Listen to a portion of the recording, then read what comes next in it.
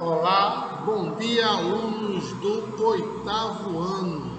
Hoje iniciaremos nosso capítulo 3 do nosso livro de Geografia, onde vamos trabalhar aqui a questão relacionada aos sistemas econômicos, Sistemas econômicos, capítulo 3. Na página 70,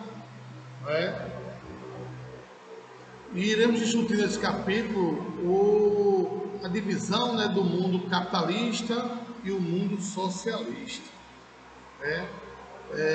Essa organização ou divisão econômica, ela veio ocorrer já após a Segunda Guerra Mundial, quando nós tivemos a chamada bipolarização, que a gente vai falar daqui a pouco sobre essa questão da bipolarização. O que é bipolarização? Bipolarização está relacionada a dois polos, um polo capitalista e um polo socialista. O regime capitalista, ele foi um regime que, graças a Deus, ele veio a prosperar com o decorrer do tempo, diferente do sistema socialista, que a gente vai ver posteriormente. Não que o sistema capitalista seja o melhor sistema do mundo, mas é o que, infelizmente, nós temos hoje, e a gente tem que viver com ele. Por que eu falei infelizmente? Porque o sistema capitalista, ele tem muita questão negativa também, relacionado principalmente à questão do consumismo, e esse consumismo diretamente leva aos impactos ambientais, leva também às diferenças sociais, onde eu tenho uma grande maioria com acúmulo de pequena quantidade de dinheiro, e a grande minoria com acúmulo de grande quantidade de dinheiro, gerando assim uma diferença social muito grande, que é justamente um dos fatores negativos relacionados ao capitalismo. Aí você diz, professor, por que o socialismo então não prosperou? Porque, infelizmente, o socialismo ele acabou sendo atrelado ao comunismo, onde acabou tirando de vez a liberdade da sociedade. As pessoas passaram a não ter poder, e o poder ele emana do povo, segundo a Constituição, e aí, consequentemente, dentro do socialismo, esse poder acabou sendo centralizado na mão do governante ou do ditador, como acontece hoje na Coreia do Norte, como acontece no Vietnã, como acontece em Cuba. Isso acaba, de uma certa forma, promovendo um atraso no desenvolvimento econômico. E é o que alguns grupos de esquerda queriam fazer e querem ainda fazer com o Brasil, ficar com o poder nas mãos, deixando o povo à mercê deste governo socialista. E hoje nós temos um governo federal que não é mais socialista, é um governo capitalista, mas que os governantes, auxiliados pelo STF, que são, na realidade, digamos assim, uma gangue, um grupo de sociopatas, como é que eu posso dizer, marginais, que se veste atrás de uma toga, que infelizmente querem comandar o país, colocar o sistema socialismo em prática, não é, tentando fazer que o país entre no caos e a sociedade se rebele contra o governo federal, acreditando que a culpa de tudo que está acontecendo por aí é do governo federal. Ora, gente, se um STF colocou o poder na mão do governante, do Estado, como é que a culpa do que está acontecendo agora é do governo federal? Então isso é tudo uma articulação, né, para que o sistema socialista ele volte a atuar no Brasil, né, tirando o poder da mão de nós, né, cidadãos que pagamos nossos impostos, para tentar derrubar o governo federal. Então a lógica é o seguinte: vamos deixar o povo sem emprego, impedir que eles vão para a rua trabalhar, criar um caos financeiro para que esse problema caia nos colos do nosso presidente. E aí, quem vai comandar são os governantes de Estado. Posteriormente, a sociedade vai à rua para pedir o impeachment do nosso presidente. E aí vai entrar um governo, e não só do presidente, mas também do seu vice, vai entrar o governo socialista e, de novo, tomar as rédeas do povo brasileiro e nós sermos tornarmos verdadeiras marionetes. Que é isso que se configura na atual situação política brasileira, infelizmente. Né? Então, voltando ao sistema capitalista, ele não é de todo bom, mas também não é de todo ruim, por conta justamente dessa liberdade em que a sociedade ela passa a ter durante o seu dia a dia. Se não fosse assim, o sistema capitalista ele não tinha prosperado, né? A partir de que o mundo ele foi bipolarizado, e aí, consequentemente, na década de 90, final da década de 80, início da década de 90, o sistema socialista acabou entrando em ruínas, né? E o pontapé inicial do fim do sistema socialista, do fim da bipolarização do mundo, se deu no governo Mikhail Gorbachev, que a gente vai falar posteriormente, onde a União Soviética era a grande base desse sistema socialista. Aí, quando Mikhail Gorbachev entrou no poder, ele acabou, de uma certa forma, fazendo com que o sistema socialista chegasse ao fim. Então, o sistema socialista é um regime político-econômico em que os meios de instrumento de produção são as propriedades privadas, estimula-se a livre iniciativa, e o principal objetivo do capitalismo é o lucro. Porém, a gente tem no Brasil um tanto quanto um capitalismo utópico. Isso principalmente quando a gente se fala da questão da propriedade privada. Ora, gente, vocês acreditam que tem casa própria e tem carro próprio, né? Ah, eu moro na minha casa própria, não moro de aluguel. Meu pai tem carro. Mas é porque eu digo que o capitalismo é um sistema utópico, um sistema falso no Brasil. Porque no Brasil, a gente, de uma certa forma, é obrigado a pagar nossos impostos prediais e o imposto veicular. O imposto predial, você sabe, é o IPTU e o veicular é o IPVA. Né?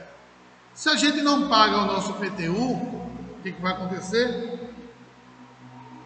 A gente vai perder a casa da gente, né? O governo vai tomar a nossa casa. Se a gente não paga o IPVA, acontece a mesma coisa. A gente vai andando na rua com o carro, o Detran para, vai verificar o seu documento, o seu IPVA não está pago, ele vai recolher seu carro. Então, logo o seu carro não é seu e sua casa não é sua, é do governo. Aí você pergunta, professor, mas em outros países por aí, o pessoal não paga o imposto? Paga. Só que existe uma diferença.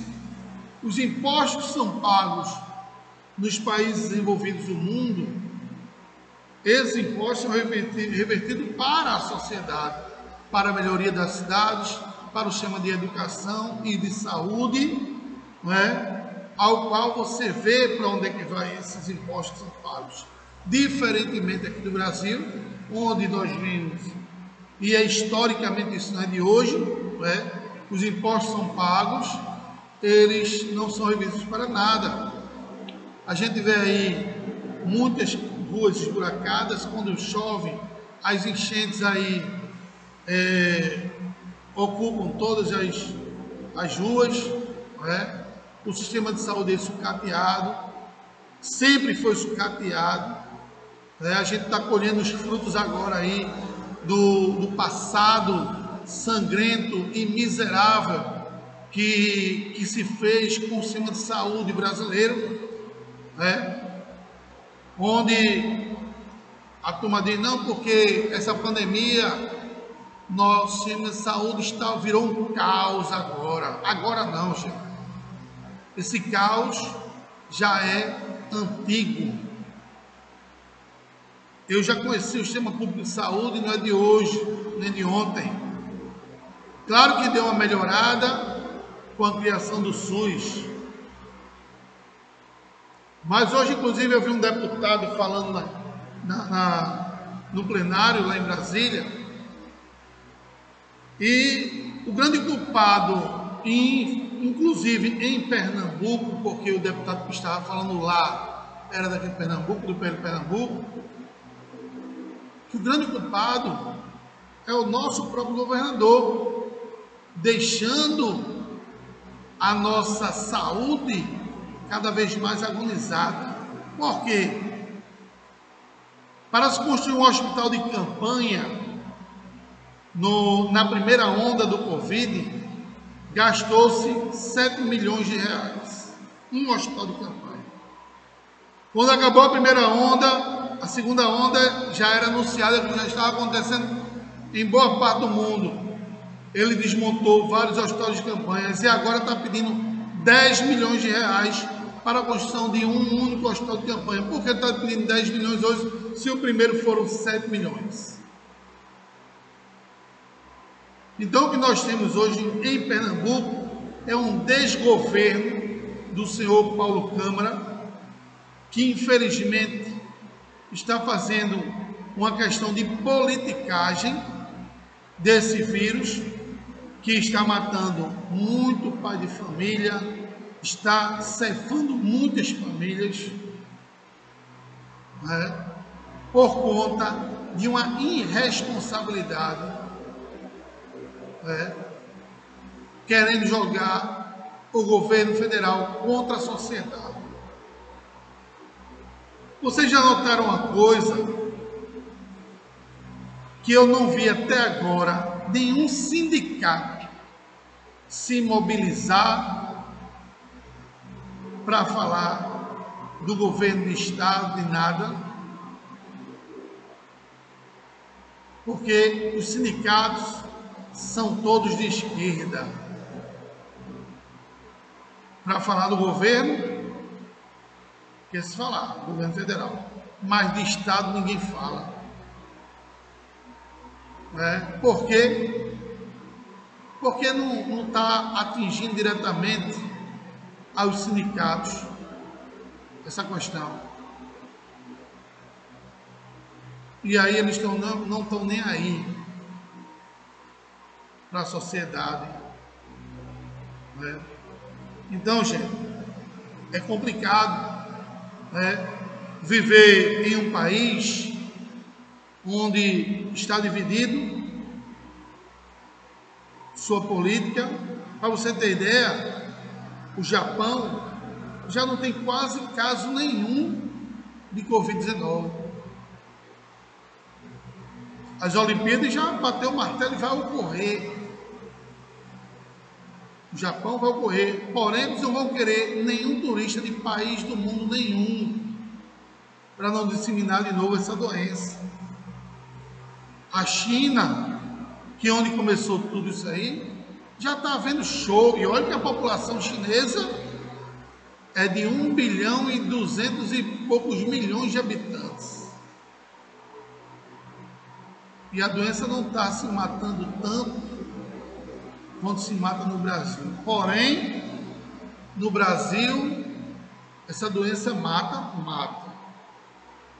Mas eu digo a você, 70% das mortes que estão ocorrendo no Brasil em relação ao Covid não é de Covid. Não é de Covid. Ontem eu vi uma reportagem, estava se falando que muita gente está morrendo e está sendo colocado com Covid, pessoas que morreram de infarto e foi colocado no seu atestado de óbito com Covid. Eu mesmo tenho uma vizinha que morreu de câncer de mama, que depois generalizou, e ela teve morte cerebral e colocou-se no documento de óbito dela que ele morreu de Covid. Então estão inventando mortes e mais mortes para causar pânico na sociedade, não é? Infelizmente, para que se tenha um verdadeiro caos e através disso aí comer dinheiro do consumidor. Infelizmente, é o que ocorre no Brasil. O ser humano é apenas um objeto que eles lá em cima não estão nem aí para a gente. Por que se deu um lockdown e não se colocou lojas de automóveis, concessionárias, como também serviços que não são essenciais? Colocou lojas de automóveis como serviços essenciais. Porque um secretário do governo do senhor Paulo Câmara, ele é dono de loja de automóveis e ele não vai comprometer o seu empreendimento mandando fechar, né? Então, venda de automóvel é serviço essencial, mas educação não é serviço essencial. Restaurantes não são serviços essenciais. As pessoas têm que fazer comida em casa, né? Lanchonete também não são serviços essenciais. Os ambulantes que precisam vender para botar dinheiro em casa não são serviços essenciais.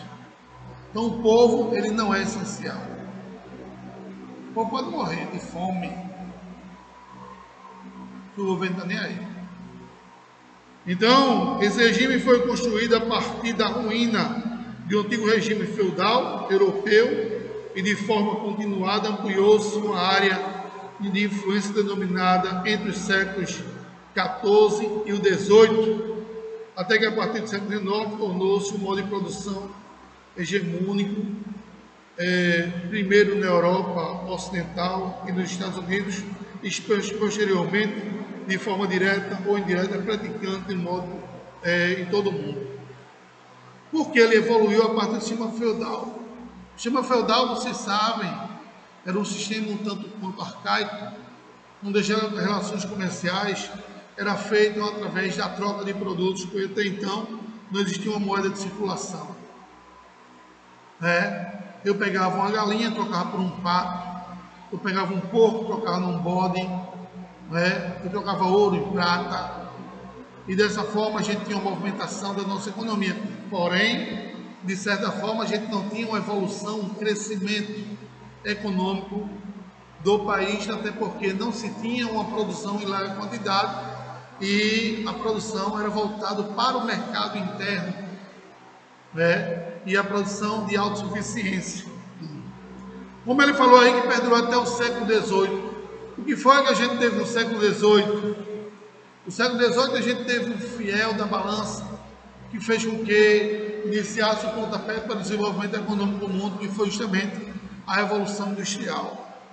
Como eu já falei para vocês, a Revolução Industrial ela foi de fundamental importância para que as coisas começassem a acontecer. Por quê, professor? Quando ocorreu essa Revolução Industrial que se deu na Inglaterra, século XVIII. Antes dela, a produção era meramente artesanal. Se produzia para autossubsistência, para o consumo próprio. Com a criação da indústria, que inicialmente foram as indústrias de tecido, a indústria têxtil, ela começou, de uma certa forma, a produzir em grande quantidade, suprindo a necessidade dos países que até então industrializados, como o caso da Inglaterra, que depois passou para a França e Itália. E esse modo de produção tornava-se esse país autossuficiente, uma produção em grande quantidade, que sobrava o quê? Excedente de produção. E esse excedente de produção, por sua vez, começava a ser exportado para países circunvizinhos, que atraía com isso capital estrangeiro para os países industrializados. Que esse capital estrangeiro, ele passava a ser investido em outras áreas, como saúde, educação, estrutura da própria cidade, das grandes capitais, que se tornavam assim posteriormente as grandes metrópoles, como a própria Londres, que foi uma das grandes potências econômicas mundiais naquele período. O capitalismo é um sistema político e econômico mais duradouro do mundo atualmente, como eu falei a vocês. A liberdade de iniciativa e investimento proposta por ele gera o inconsciente coletivo, a ideia de uma mobilidade social que pode ser alcançada por todos a partir de esforços pessoais. Então, se você tem gana e vontade de crescer na sua vida, dentro do sistema capitalista, você tem probabilidade que isso aconteça. Eu tenho um exemplo disso na minha própria casa. Minha esposa, em toda a vida dela, ela teve vontade de ter o seu próprio negócio, mas eu nunca tive a oportunidade, mas vontade ela tinha. E teve uma vez que ela é formada em contábeis, e viu que o negócio não estava dando um retorno que ela fez para a vida dela, e disse: eu vou batalhar e vou abrir meu próprio negócio. E pediu demissão da empresa que ela trabalhava. O dinheirinho que ela pegou, ela resolveu investir. Não foi um investimento alto, mas ela investiu nela mesma, que de certa forma começou a crescer. E hoje, graças a Deus, a loja já virou uma realidade e é referência aqui em Olinda, no que ela trabalha. Graças a Deus o negócio deu certo e está dando certo a cada dia, vez que passa, cresce cada vez mais. Já ligou-se para outros segmentos, além do segmento que ela apenas trabalhava, e o negócio está crescendo cada vez mais. E quem sabe no futuro as coisas vão melhorar mais e mais. Então, isso é a vantagem do sistema capitalista, onde você cresce dependendo de você mesmo. Você não depende de aval de governo nenhum. Isso é chamada livre iniciativa, que não se tem no regime socialista.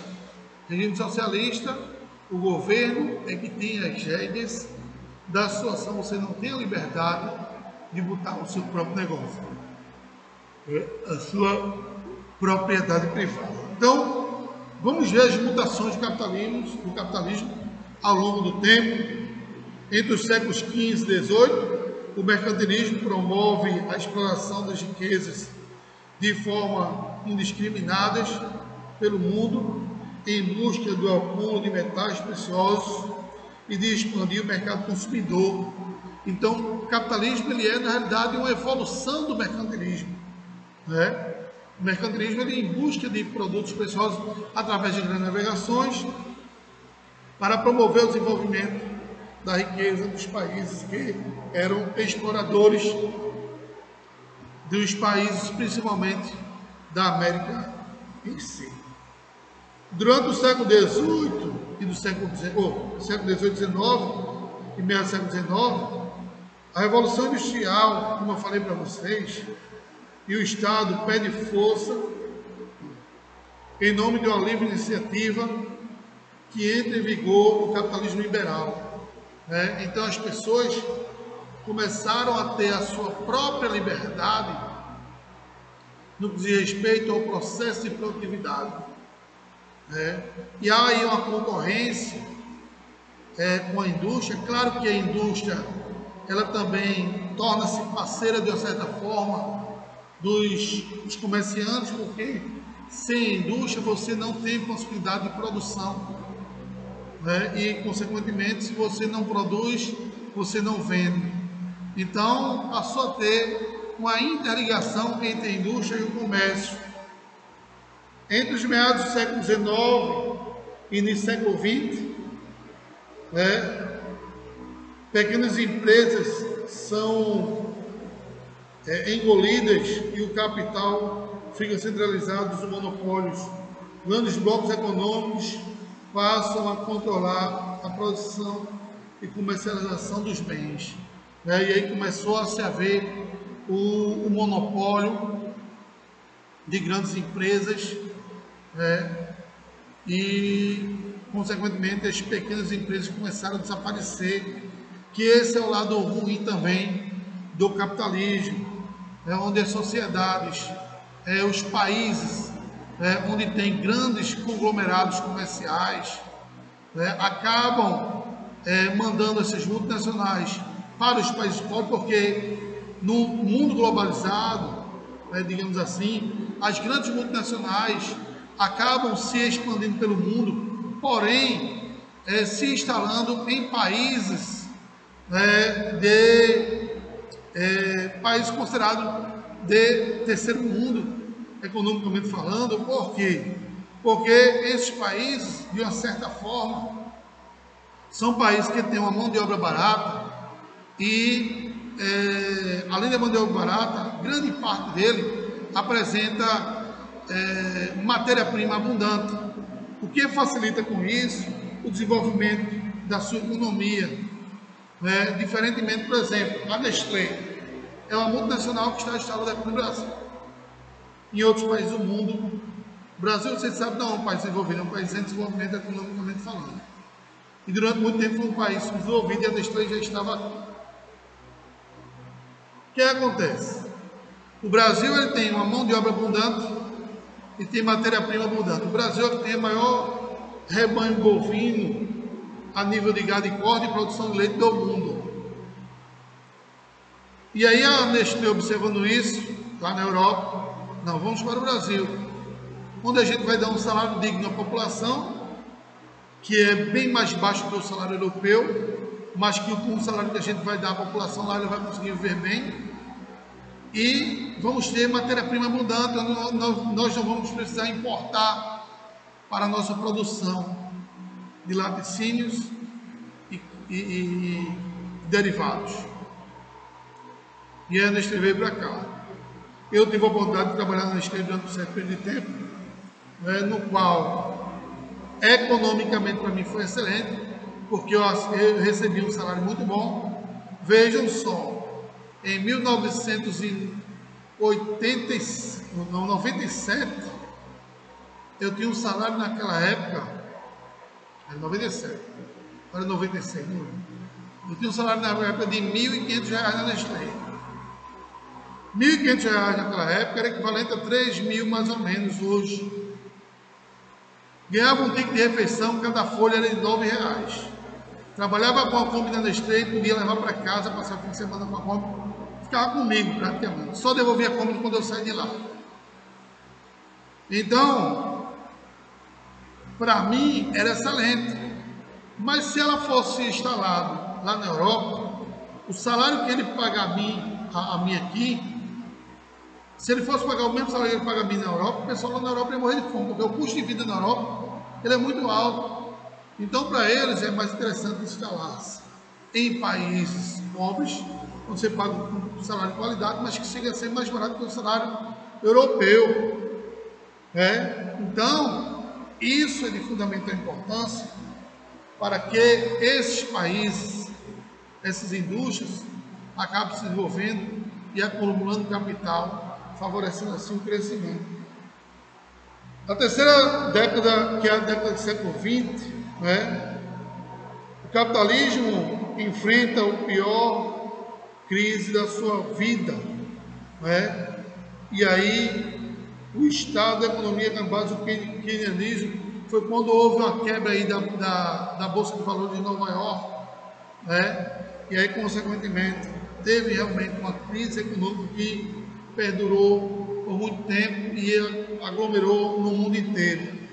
Já no final do século XX, o Estado novamente depois dos assuntos econômicos, ficando apenas com a função de fiscalizar os trâmites do capitalismo neoliberal e promove a livre circulação de mercadorias e serviços capitais, onde foram criados aí os principais blocos econômicos, né, como o Mercosul, como a União Europeia, né, entre outros blocos econômicos, né, que aí, consequentemente, deu-se uma nova fase, uma nova cara do capitalismo.